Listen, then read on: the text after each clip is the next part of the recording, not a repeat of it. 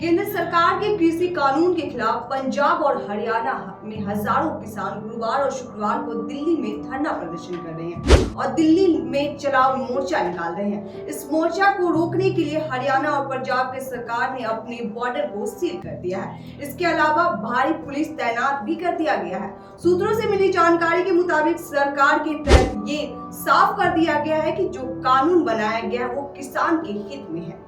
इसी पर आज हम आपसे विस्तार से चर्चा करेंगे, लेकिन उससे पहले बहुत बहुत स्वागत है। मेरा नाम आतिफा शेख है और आप देख रहे हैं GBN24 का डिजिटल प्लेटफॉर्म। जिन बिल को मोदी सरकार ने किसान को वरदान बता रही, आखिर उस पर क्यों किसान मोर्चा खड़ा किए हुए? दरअसल किसान को सबसे बड़ा डर न्यूनतम समर्थन मूल्य यानी कि MSP मिनिमम सपोर्ट प्राइस को खत्म होने का है और इसके बिल में जारी कर दिया गया है। कृषि उप मंडी समिति यानी कि APMC agriculture product marketing committee को मंडी से बाहर कर कृषि को कारोबार में रास्ता खोल दिया गया है। आपको बता दें कि मंडी से बाहर ट्रेड एरिया घोषित किया गया है। मंडी के अंदर लाइसेंस ट्रेड किसान को उसकी उपज MSP पर लेते हुए, लेकिन बाहर कारोबार करने वाले के लिए MSP मिनिमम सपोर्ट प्राइस को ब्रीच मार्क नहीं बताया गया है। इसीलिए मंडी से बाहर MSP से मिलने की कोई गारंटी नहीं है। सरकार ने बिल को मंडी को खत्म करने के बारे में नहीं लिखा है,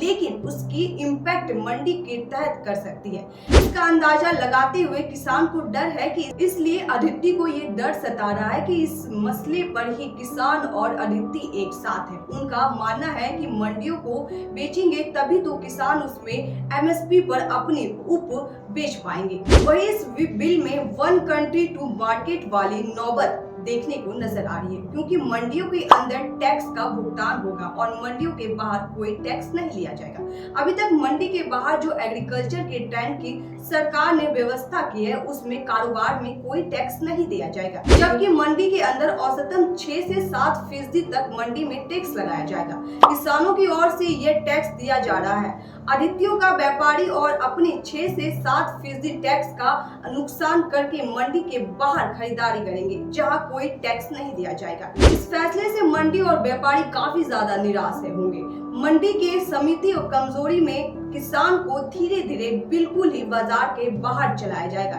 जहां उसकी उपज सरकार द्वारा तय रेट की अधिक पर मिल सकती है और अभी कम किसानों की इस चिंता को भी बढ़ा दिया गया है। सरकारों ने खास करके पंजाब और हरियाणा के किसान को इस बात का डर सता रहा है, अगर वो निजी खरीदारी करेंगे तो अनाजों की खरीदारी में मंडियों से मिलने वाली टैक्स को नुकसान होगा। दोनों राज्य में मंडियों की मेटल टैक्स में मिलती है, जिसे वजह से विकास और कार्य में इस्तेमाल करते हैं। हालांकि हरियाणा में बीजेपी के शासन है, इसीलिए यहाँ के सत्ताधारी नेता मौन व्रत में है। एक बिल कॉन्ट्रैक्ट फार्मिंग से संबंधित, इसमें किसान को आंदोलन जाने का हक छीन लिया गया है। कंपनियों और किसान के बीच विवाद होने की सूरत में SGP फैसला करेंगे और उसके अपील में DM के यहाँ होगा।